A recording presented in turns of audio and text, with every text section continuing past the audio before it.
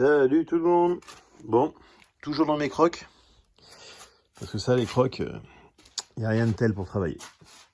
Il faudrait qu'ils fassent des crocs coquets, ça serait super. Bon, sinon, des sabots, hein, ça existe déjà. Les sabots coquets, ça existe déjà dans tout ce qui est alimentaire, je crois. Voilà, sanitaire, alimentaire. Bon allez, on n'est pas parti pour faire de la bouffe, on est parti pour voir ce que ça donne au niveau de la forge. Donc aujourd'hui, gros travail. J'ai fait tout le cadre en acier, donc en dessous, au-dessus, à droite, à gauche, donc coupé, fait des angles, soudure, et j'ai même gardé quelques belles soudures, hein. Surtout sur la porte, là vous voyez des beaux cordons, enfin ça fait quand même une vingtaine d'années que je n'avais pas soudé. Ah, il y a un petit trou, il faudrait que je le refasse, c'est pas bien. Elle fait. C'est pas grave, je le referai la prochaine fois. Vous voyez, comme là, il me manque une pommelle, parce qu'il y a une qui a cassé. Voilà. Ici, une poignée avec poignée escamotable, donc fermeture escamotable, parce que je veux pas que les enfants y touchent. Voilà. Ici, on entend le cling qui se détend, tout simplement parce qu'à l'intérieur, vous voyez, j'ai fait un épaulement avec un joint de cheminée tout autour. Voilà, qui me permet d'assurer une étanchéité tout autour ici. Et là, comme on peut voir, les résistances sont posées. Il n'y aura plus qu'à faire le test quand j'aurai encore reçu quelques matériaux qui me manquent. Donc voilà, là on pousse assez fort. Hop, c'est bien maintenu, c'est étanche, ça bouge pas. Donc voilà. Et après, donc avec tout ça, on me reste à faire la petite boîte qui va aller là. Pour lui mettre le contacteur de marche-arrêt. Parce que quand je vais ouvrir la porte, je veux que mes résistances se coupent. Je vais avoir un interrupteur ou peut-être deux, parce que j'en ai 4 comme ça. Donc je vais peut-être voir ce que je peux mettre en interrupteur. Peut-être en mettre 2. Hein. Interrupteur en étanchéité pour alimenter le tout. Le SSR en 40 ampères avec son dissipateur de chaleur. Le Rex 100.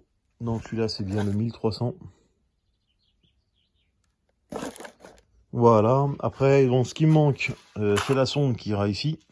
À peu près au moitié milieu par là. Donc la sonde qui me manque, et il me manque encore les dominos en porcelaine. Donc voilà, les raccordements porcelaine. Sinon, mes résistances sont bien sorties derrière. Donc les deux sont jumelés là. Donc là, je vais y mettre un domino pour garder les deux en contact. Et puis surtout pour éviter de toucher les résistances. Et puis d'avoir contact avec. Et là, le plus, le moins, les résistances qui est sortie. Donc voilà. Il permettra après d'alimenter et de mettre tout ça en route. Et si un jour j'ai un problème, je déboîte la porte. Un coup de lapidaire ici, dans le milieu. Là-bas, pareil. On ouvre le cadre et puis un coup de scie égoïne. Et un coup que l'égoïne, scie plus lapidaire, tout ça c'est fait. J'aurais plus qu'à ouvrir, donc là j'ouvrirai les briques dans ce sens-là pour aller chercher les résistances, s'il y a besoin.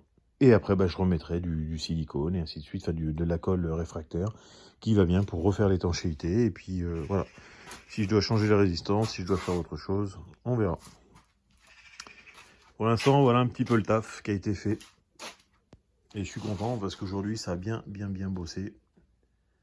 Voilà, il n'y a plus qu'à. Donc les vis, c'est pareil. Vous voyez, les vis ont été mises avec de la colle réfractaire ici.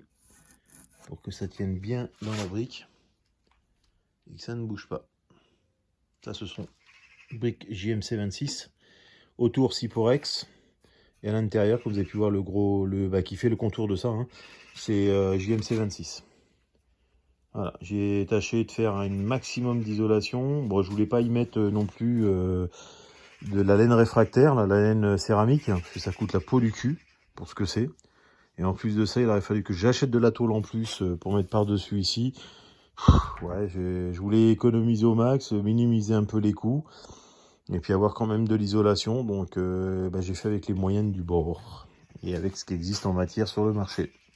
Ça sera pas le plus isolant, ça certes, je suis d'accord. Mais déjà, quand je vois qu'il y en a qui font de la forge, qui font de la trempe avec des fours qui sont pas aussi isolés que ça, et quand je vois les fours qui sont vendus qui n'ont que de la JMC 26 avec une plaque en tôle autour, bon, je me dis que je suis pas trop mal. Voilà. Bon, je vous recontacte à la prochaine. Enfin, je reprendrai la vidéo à la prochaine. Prochain montage, prochaine chose, parce que là, je vous dis, il me reste encore des pièces à attendre au mois de juillet. Enfin mi-juillet. Et puis là, à faire le boîtier sur le côté. Alors, je vais voir si je commande une boîte plastique. Mais j'aimerais que ça soit aéré quand même. Donc, je vais peut-être me faire un... Parce que j'ai quand même encore de la tôle qui me reste là. Un peu de tôle. Et puis de la cornière, parce que j'avais pris 2 barres de 6 mètres. Puis en fin de compte, j'ai utilisé qu'une barre de 6. Et encore, j'ai utilisé que... Allez, j'ai utilisé que 5 mètres. 5 mètres de cornière. Et j'ai pas eu de déchets, pas de chute. Donc la seule chute que j'ai sur ma 12 mètres, elle est ici. Donc j'ai bien un bon mètre de chute. Voilà. Et bien sûr, ce soir, il ne me reste plus qu'à nettoyer. Parce que là, c'est le chantier, c'est le cas de le dire. Allez les amis, je vous dis à bientôt. Ciao, ciao. Et puis, on se revoit pour la mise en route ou la finition petit à petit. À une prochaine vidéo. Allez, à plus. Ciao, ciao.